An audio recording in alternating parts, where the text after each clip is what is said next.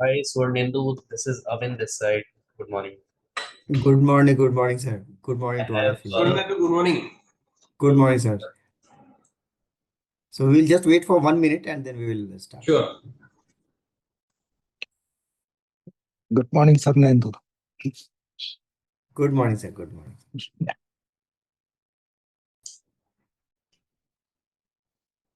Nanda, good morning. Morning, sir. Morning. I think AK EDR is delayed. His flight is just it took off quite late. No issues. I have already informed, sir, so his name will not be taken, sir. I have informed. Sure, sir. Now, should we start? I think it's almost time. Yeah, we can start. Okay. So, hi, good morning, everybody. On behalf of PL Capital, we would like to welcome you to this second quarter briefing of MRPL. From the management, we have Mr. M. Shyam Prasad Kamath, the Managing Director, Mr. Devinder Kumar, Director Finance, Mr. Nand Kumar, Director Refineries, Mr. Deepak Pravakar, ED Marketing, Mr. BHB Prasad, ED Projects, and we also have Mr. Avin, Senior Manager Marketing. Congratulations for the phenomenal performance in this quarter, sir. And I would like to request you to give a briefing and post that we can open the floor for Q&A. Over to you, sir. Yeah. Good morning. Good morning to everyone. And thank you for joining us on the second quarter earnings call. I am Shyam Prasad Kamath, MD and CEO of Mangalore Refinery and Petrochemicals Limited.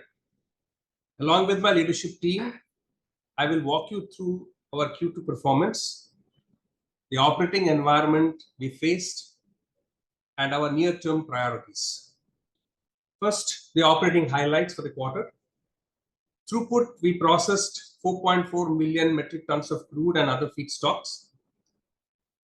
We completed our turnaround of one of the complex during Q1, and post that we have come back fully, and that is how we have been able to display this kind of an excellent throughput, showing our capabilities of the refinery once again. Fuel and loss and product yields. The company posted a fuel and loss of 10.42%. Yes, the number is slightly on a higher side because post turnaround, there were some initial hiccups in the plants, but going forward, we expect this to be normal, and the target is to be around 10% for the rest of the fiscal year. Revenue on the financial performance, revenue from operations came at around 25,953 crores, reflecting the rise in the cracks and the base crude price compared. We reported an EBITDA of 1,565 crores and a PAT of 639 crores, and a substantial jump over the last year Q2 and subsequently from Q1 of 25-26. On the market context, global refining margins were better during the quarter due to some amount of supply disruptions and the normal growth demand in the country. Various agencies forecast tells us that cracks may remain healthy for the rest of the year. However, global markets, as we know, are a complex play of many factors, including demand, supply, geopolitical scenarios, etc. Hence, hazarding a forecast may not be appropriate here. Domestically, the diesel grew at around 3% year-on-year basis, while the gasoline demand remained resilient at around 7% growth. ATF, we saw growth of about 1% year-on-year.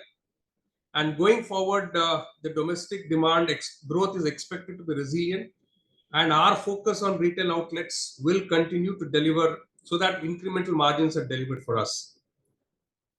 We expect Q3 also to be above 4.43 million metric tons of crude processing, and with GRMs already showing stronger in October. That is with the crude price. If the crude price does not fluctuate too much, we should also be able to post good numbers going ahead in the rest of the remaining quarters. We will be delighted and open to answer any of your queries. Thank you. Thank you, sir. We will now request participants to raise their hands and introduce themselves and then proceed with the question. We have one question from Achal Shah. Let me just allow you to. You can unmute and go ahead. Sir, am I audible? Yes. Sir, today's news we saw that there is some uncertainty with respect to the Russian crude sourcing, and there is a chance that we may have to stop sourcing from now.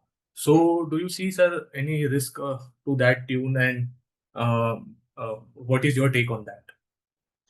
While yes, there is some kind of a tweet which has come from the US president today, but there is another news which has also come saying that we will be doing what is best in the country's interest. That's what the government has made a statement. Also, made a counter statement.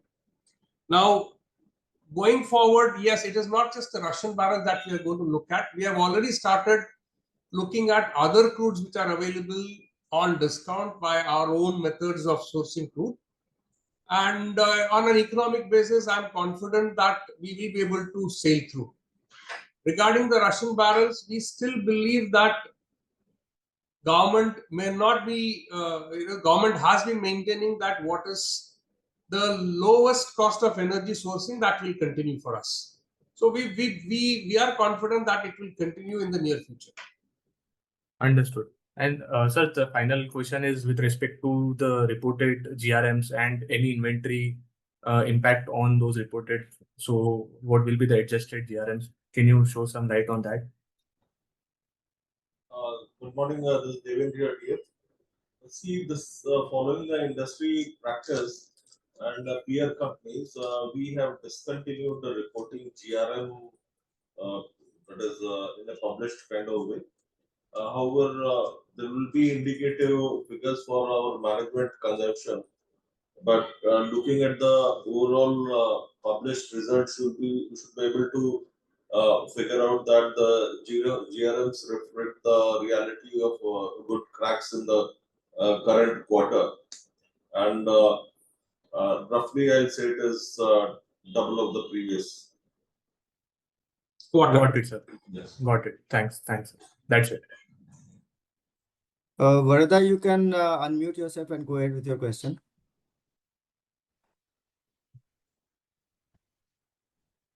Yeah, thanks.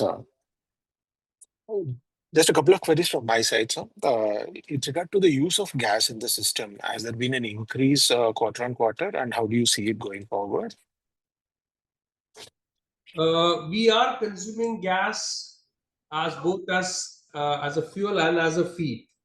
So on an economic basis, we keep on looking at it, and we have been optimizing and optimizing the gas intake. Going forward, we are hopeful that the gas prices are going to be economical only for us. So, at the maximum, what is the kind of amount of gas which you can potentially use in your refineries for both naphtha, for hydrogen as well as fuel? Nanda, you would like to give some numbers on that? Yes, sir.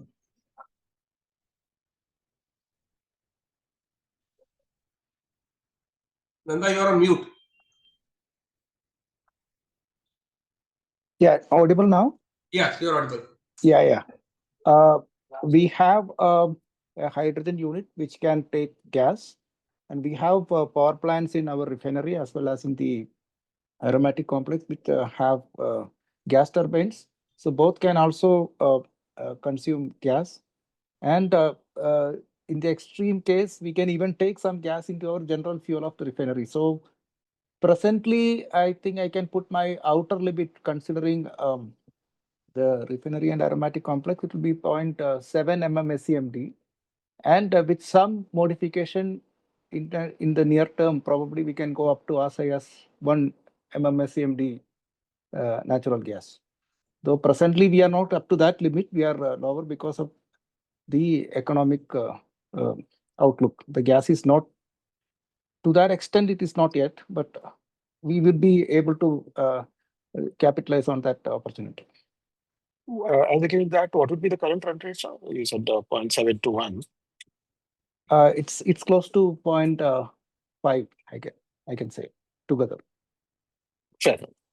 Also, in the current quarter vis-a-vis the previous quarter, if you can share any details as to the throughput of not crude, but other products. So in the aromatic complex, or for that matter, any other chemical production. If you can share some volume, has there been a significant increase? MD Sab, you would like to answer, or should I take it? I'll have to take out the data. So 1 second.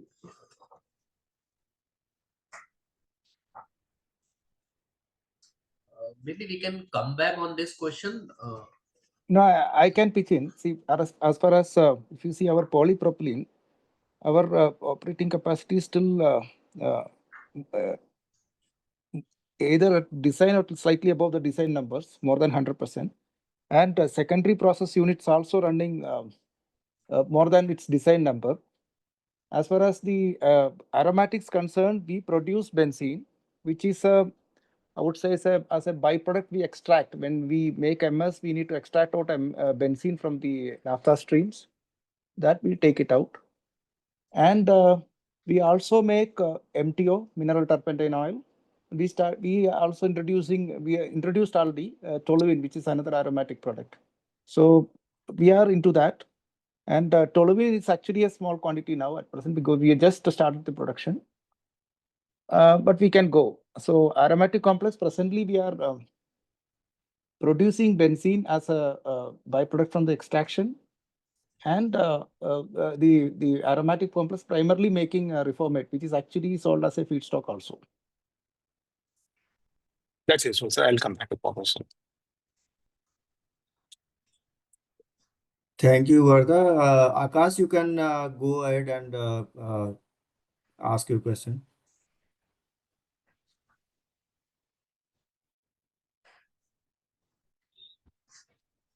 Hello, yeah. Am I audible? Yes, go ahead. Yes, so can you just wanted just one question, just want to understand in terms of the sourcing from Russia, how it has moved over the quarters, what's the proportion in the second quarter, current run rate, and what was it in the first quarter, and how it's trending? Yeah. Can you there was some disturbance. Can you repeat the question, please? No, in terms of crude sourcing, what is the crude sourcing from Russia in the Q2? What was it in Q1, and how it is trending in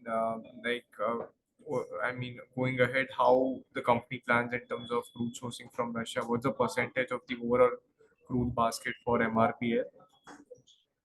See, there has not been much variation from the kind of crude Russian barrels that we have been sourcing in the previous quarters.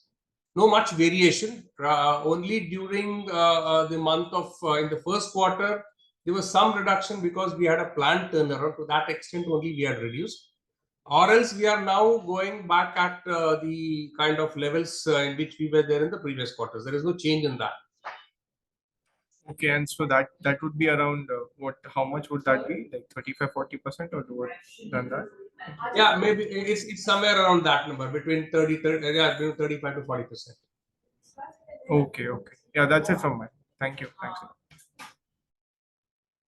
Thank you, Akash. Dhaval, you can unmute yourself and go ahead with your question. Yeah, am I audible, please? Yes. Dhaval. Yeah. So, sir, I have one question regarding the FX. So, does the company have a guidance on where does it see the dollar to be, like in INR USD, and what could be the complete impact on GRMs for third and the fourth quarter? As in, if you can share light on that. Second question I have is around sustainable aviation fuel.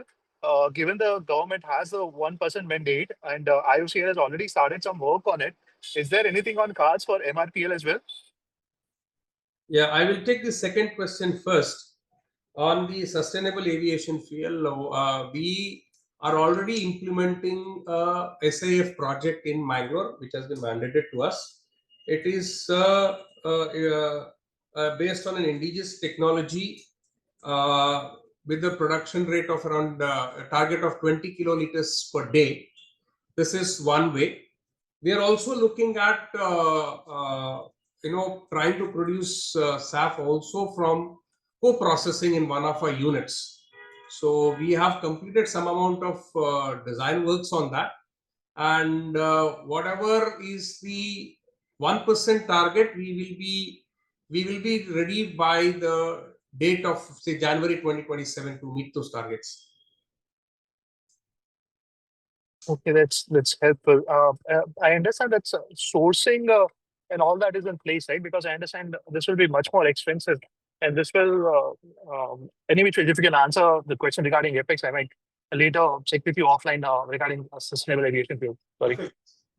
Yeah. I'll answer that.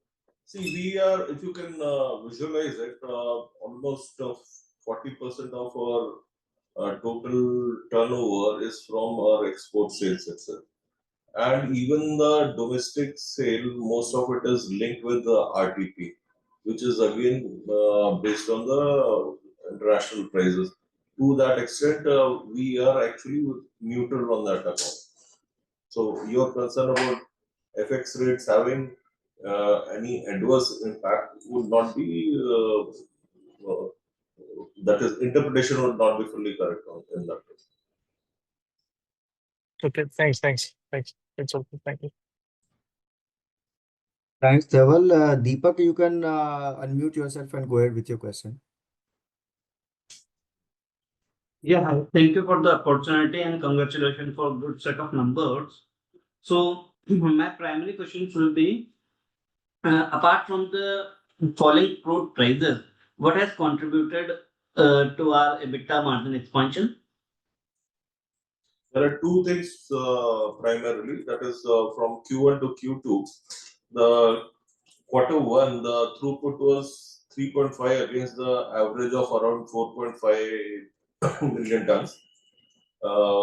This year, this quarter, we have restored it to the routine 4.5 range. So a clear jump of 1 MMT approximately from Q1 to Q2. A second is the improvement in the cracks, product cracks. So our export sales have been pretty good. Even the domestic sales, which is linked to that. So both of them have contributed to Q2 profitability. Got it. And coming over the macros, as the America is constantly pushing us apart from the Russian oil, how do you see that over the ground? Sorry, you would like to look at that? Yeah, on the ground per se, on the Indian context, if I can say, or in MRPL's context, we are not trying to slow down or anything. For us, it is business as usual with respect to sourcing, because there is we are sourcing those Russian barrels that is available today. Got it. And third but not last, who's your technology partner into SAF? It is a domestic developed by EIL and IIP. It's an IIP technology along with EIL. Got it. Okay, thank you. Thanks, Deepak. Sumit, you can go ahead and unmute yourself and ask your question. Thank you for the opportunity. First is how many retail outlets are operational right now, and what are our roadmap for the same? Yeah, as we speak, we have commissioned about 185 retail outlets in the 3 states, Karnataka, Kerala, and Tamil Nadu. By the end of this year, we target to cross 250. That is the number. And we also plan to add at least another minimum of around 100 to 130 retail outlets on a year-on-year basis from there. Okay.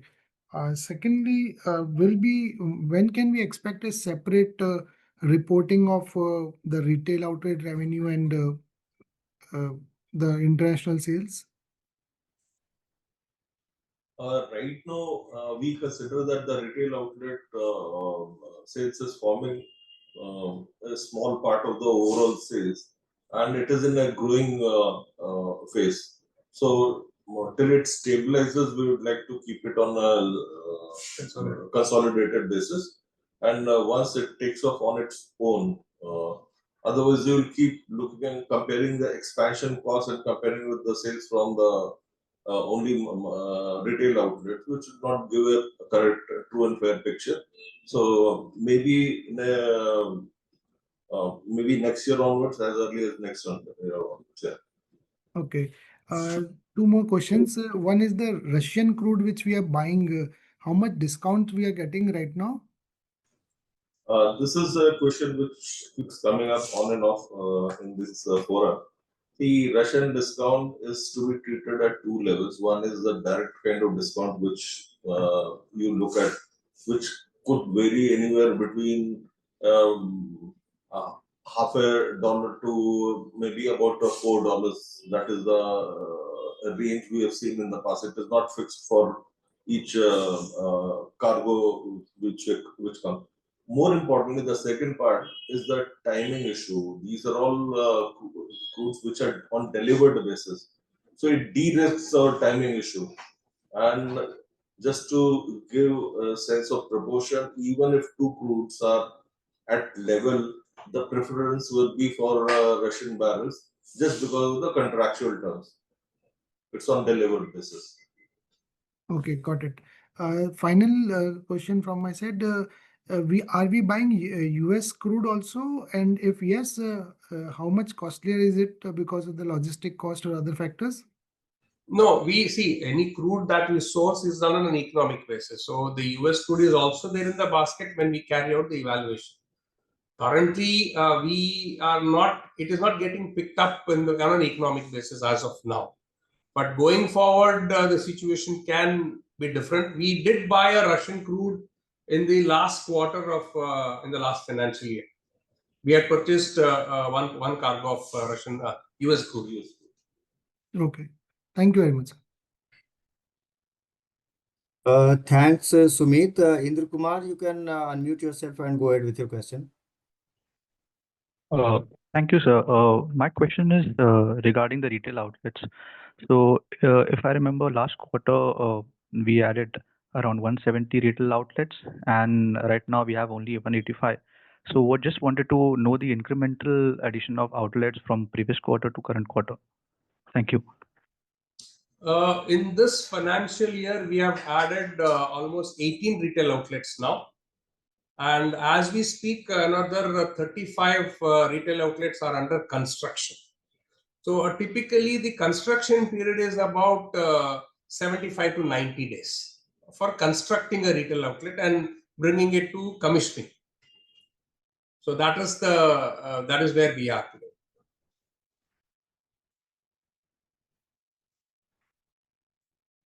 Thank you,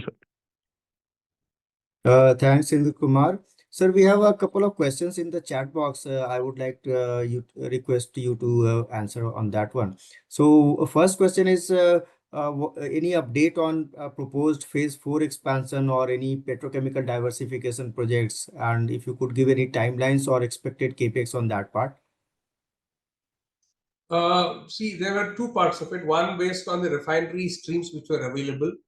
The final report on that has come, and that is under review now. The phase 4 expansion also, the study is also being carried out, and that report is also yet to be concluded, because the current market dynamics are, we are looking at various options on that, considering the current market for the petrochemical products. Sure, sir. The next question is on the isobutyl benzene project that we had said we will be doing the pilot upon. If you could give any timelines for that as to what is the update on it. The unit is almost ready for declaring a mechanical completion, which probably will be declaring in probably in the next week to 10 days, mechanical completion. And by mid-November to 3rd November, we are confident of commissioning or taking the first trials on this unit. Sure, sir. So another question is on the payables. Payables seem to have increased in H1. So if you could give the reasons and if you could also assist us with a normalized level of payables on that. So, Avin, this side, there is a short-term bump in the payable side that will be settled because of contractual terms again. The payment are getting due in by 15th of October or 16th of October. So it will be settled in these 2 weeks. Actually, it would have been settled till now also. So that will normalize in Q3. There's no extraordinary jump or something like that. Sure, sir. I think Achal, do you have a follow-up question? Yes, sir. Yeah, Sir, go just ahead. wanted to know, what is the, sir, average throughput per outlet we are seeing? Matlab, is there any, uh, how are the outlets performing? And sir, why is there any this push by private players and even you guys to expand the retail side, on the retail side? Yeah, I would request our ED marketing Deepak if you can take that question on the average sales Yeah. per hour. Yeah, good morning, Deepak here. So typically we have been seeing an average sale of about 140 to 160 KL per RO per month. And this is in very much in comparison with what other public sector OMCs also achieve. While private sector OMCs, some of the OMCs have a higher sale because of a different model. Certain other companies adopt a model of low volume, high penetration. We are approaching it as a middle path where we would also look at both penetration as well as a minimum threshold volume of at least 130 to 140 KL per month per outlet. And sir, on the part where why is there a drive to increase both from OMC side and private side for like expanding the outlet rather I'm sorry. than exporting it? So see, there is a strong, as MD said in the beginning of the presentation, there is a strong domestic growth happening in both the MS as well as HSD. So there is still adequate space in the market for more number of retail outlets. And it is also a fact that while there is a lot of concentration in urban areas, as we move to rural areas and to emerging areas like MDRs and state highways, the penetration is not all that good. Plus, there is a lot of new highway expansion that's happening within the country. So these locations also would need to be fed. So that's why there is a significant push towards not just by the private and standalone refineries. I would say even by the established players, there is a push towards installing new retail outlets. Understood. Sir, just one clarification from CFO, sir. Sir, you mentioned about the de-risking part, the second portion of the Russian discount part. Can you elaborate? Because I was not able to understand that portion. The second part is concerning the contractual terms. It is goods are delivered normally FOB or delivered.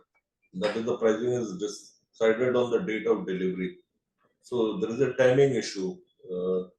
Crudes coming from US is more than a month away. So you are fixing up a price at the start of the journey. Here the price is fixed, finalized at the delivery point. So it reduces the timing difference between the pricing when it is actually reaching the refinery gates, and when you sell the product after maybe 25 days of processing. So that reduces the uncertainty in the pricing. So, sir, is it like majority will be DES and FOB versus CIF for MRPL? Yes, Russian barrels are delivered, yes. Understood. Thanks, sir. Thanks for the clarity. Appreciate that. Thanks, Achal. Somaya, you can unmute yourself and go ahead with your question. Yeah, hi. Thanks for the opportunity. Hope I'm audible. Yeah. Yeah, thanks. So first question is on the product cracks. So we have seen diesel cracks kind of going up, it's almost crossed $20, and gasoline also, which was weak, is also starting to catch up. And also we are seeing some tightening in naphtha also. Could you give us some color in terms of supply demand dynamics? Is it purely because some supply outages because of the Russia-Ukraine war that's causing a supply crunch and cracks are going up, or is there anything else different that's happening on the global space? There is one more point which is there. There are some of these refineries which are getting closed down. That is also adding into the supply demand issue. Like we have seen a couple of refineries getting closed down in the US, Australia. We understand only one refinery is operating now. That is also on the verge of probably getting closed down, something like that. New Zealand is practically closed down the refinery. So there is apart from the geopolitical things, the some of these refineries getting closed down is also pushing the supply demand imbalance. Understood, sir. On the demand side, is there anything else? Demand estimates have been cut down through the year. What started at like 1.2, 1.3 has now come down to 0.6 million barrels a day.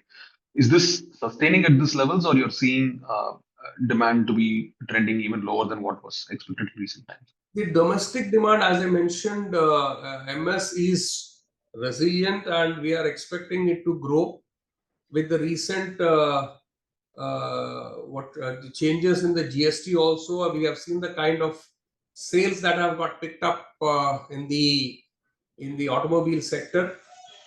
The diesel demand is also now that monsoons are over and there was a good monsoon, we are expecting the diesel demand also to come back, and we are seeing that now.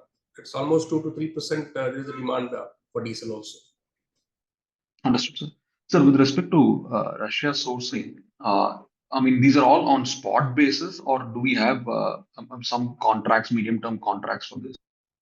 These are all, I would say, on a spot basis. We don't have a kind of a term deals for Russian supplies. Got it, sir. And also, if the Russian barrels have to be replaced, which will be the ideal mix of crude that we would look for as a replacement? It's a very kind of a question which, depending on how the product cracks are and where how the demand supplies are, the crude economics change. So it is difficult to say that A crude will be replacing the B crude. It's basically on economics and given on that particular period of time. Got it, sir. Sir, in terms of your capex outlook, how do we look at it for the next couple of years, and also, in terms of deleveraging, how do we look at it? We do have a normal capex for a refinery, like the routine revamping or enhancement of like projects or other smaller projects, like just sir just mentioned about the isobutyl project. In addition, there is a capex, ongoing capex for phase 4, the initial part of it. So plans are afoot. Only thing is we cannot give it any concrete details about the phase 4. The study is still being that is finalized and to be reviewed internally at the highest of levels.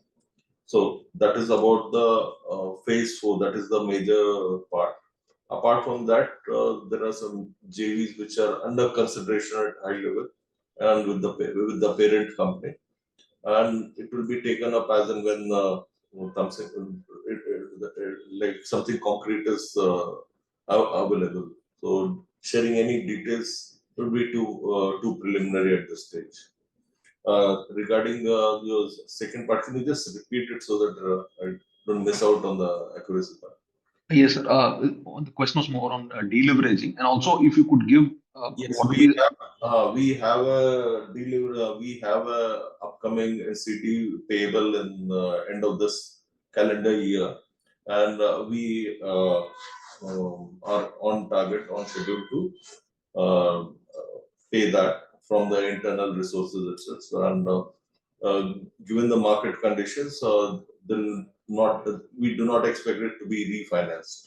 That is our current plan. Understood, sir. And any FY26, what is our capex plan for the current year? Capex plan is in the range of typically 1,500 crores. That is the normal. If there is any movement on phase 4, so that will be enhanced suitably. And if there is a major project, then it will be leveraged accordingly. But that is still some time away. Helpful, sir. Thank you. Thanks, Somaya. Sir, we have few more questions in the chat box, so we'll just take it one by one. So what is the difference in logistic cost from US versus that from Middle East?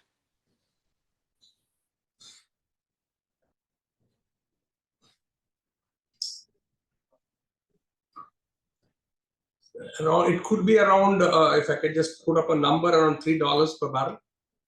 See, it again depends. US cargoes at times we take it on delivered basis also. So it is difficult for us to really put a number, and it all again depends on the kind of cargo sizes we are talking about, because typically US will be always be looking at a 2 million barrel versus a Middle East, I can always look at a 1 million barrel.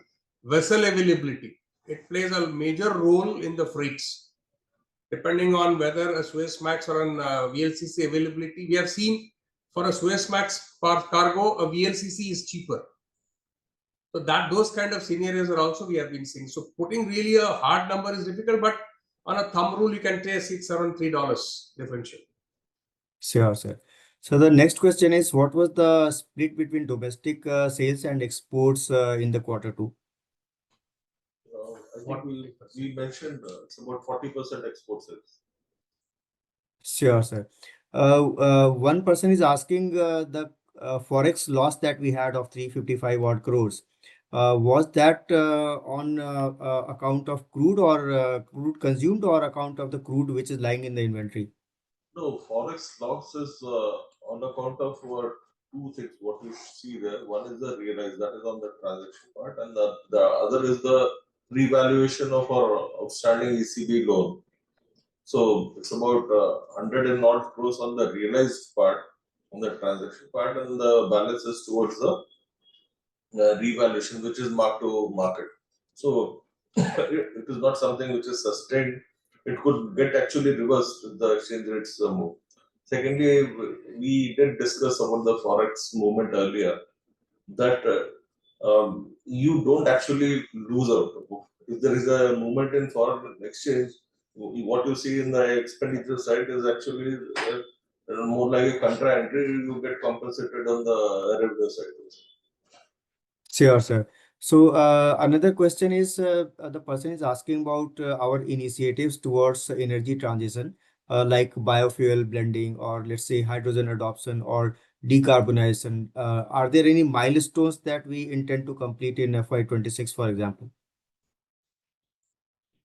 FY20s. No, the projects are on right now. In terms of, in terms of SAF, I mentioned about the project which is on. In terms of decarbonization, we have a kind of a power input project with which we are expecting our carbon emission also to come down. So that is expected to be commissioned by middle of next year. So both these that's a capex project is also going on. Sure, sir. We have next question from Sumit. Sumit, you can unmute yourself and go ahead with your question. Yeah. Any maintenance planned during the remaining time period of this year or next year maybe? There is no planned maintenance during the balance of the year. I mentioned in my opening remark that we have completed the turnaround of one of the complexes which was due. Okay. And the retail outlets which we are opening, are we just focusing on liquid fuels, or we are also keeping some provisions for maybe CNG or EV charging stations out there? Deepak, you would like to take that question? Yes, Deepak here.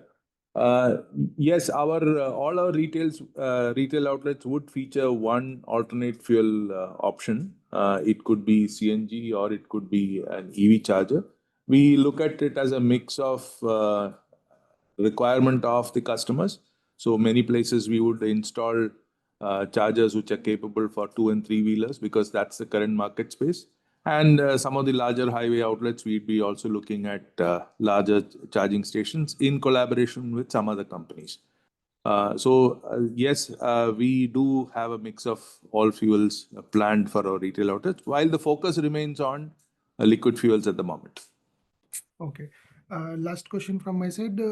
On the hedging policy, we keep, do we hedge anything on the currency part, or we just keep it open like?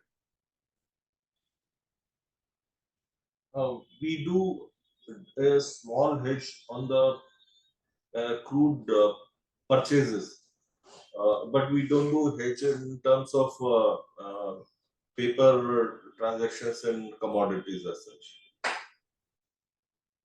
Okay, okay. Thank you very much, sir. Thanks, Sumit. We have a follow-up question from Indra. Can you go ahead and ask your question? So my question is regarding the crude sourcing. I see in the result that there has been some sourcing from Kuwait. Just wanted to understand, is there any difference in terms of premium or discount in crude sourcing from Russia versus Kuwait, whether it is kind of positive as compared to Russia? Yes, it is slightly positive compared to Russia. That is all I can tell you. Any number if you can provide, please? Well, it is difficult to put a hard number there for me because that's will be challenging. It is not possible to share that number, but it's slightly at a positive to the Russian barrel. Okay, all right. Thank you, sir. That's all I have. Thanks, Indra. Gagan, you can unmute yourself and go ahead with your question.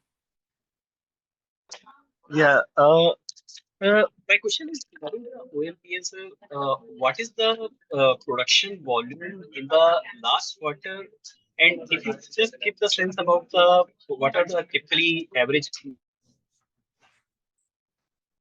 Which one? Can you repeat the question? in the last quarter? So, Again,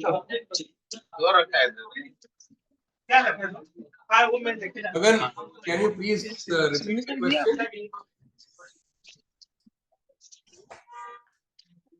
Gagan, can you please repeat your question? There was a lot of background noise. Management is not able to understand. I'm going to the quiet place. Yes. So my question is that this for the OMPLs, what is the this production volume in the last quarter? I mean, in the September quarter, and if you give some sense about the some key products, what are the prices and this margin in gross margin in per ton, dollar per ton basis in the last quarter?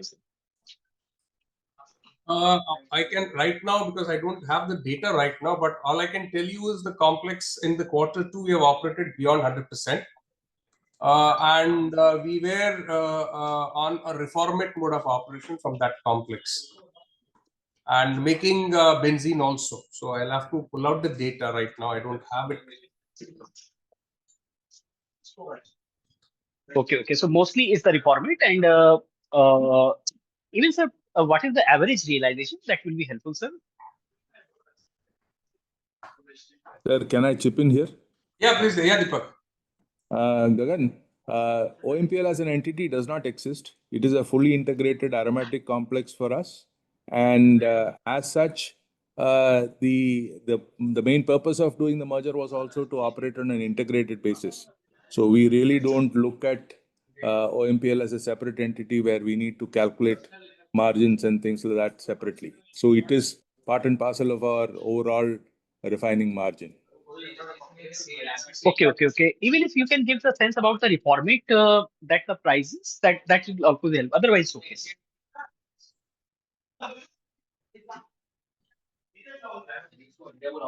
Reformate is typically linked with one of the MS grades, higher run MS grades. Typically, MOGAS 97 or higher. Okay, sir. That's from mine. Yeah, thanks. Thanks, Gagan. Achal, you can unmute yourself and go ahead with your question. Sir, my final question to Deepak sir. So, sir, as we see crude moderate further, do you expect any excise duty hike or RSP cut in the MS or HSG price at retail outlet levels? No, that's, I think, a question that we will have to answer when the time comes. While we have seen the entire range of cracks and prices in the past 1.5 years, and we have seen retail outlet prices remain stable. So we expect that to continue. But then I'm not really anticipating an excise duty changes unless, of course, the impact of these the recent GST2 has been very significant on the states. But which is not really the case. At least October month indications are that it is fairly neutral. So it looks as if we may see stable prices going forward. Understood. Thanks, sir. Thanks, Achal. Sir, we have the last question in the chat box where the person is asking a rough breakdown of petrol, diesel, jet fuel for Q2 as well as for first half. Quantity, in terms of quantity, right? Yes, sir. Either quantity or yield. I think both should be. See, in terms of the light distillates, in Q2 we were at around 30%, 29.8%, compared to 31.4% in Q1. Middle distillates in Q2 was 53.6% versus about 49.6% in Q1. Thank you, sir. So that was the last question. So on behalf of Prabhudas Leeladhar, we would like to thank all the participants for the valuable time. And we would like to thank the management for giving us this opportunity to host this call and to interact with the investors and give answers in detail for their queries. Thank you very much, sir. All the best for the future. Thank you all, and happy Deepavali to all. Happy Diwali, sir. Thank you. Thank you and happy Diwali. Bye. Thank you.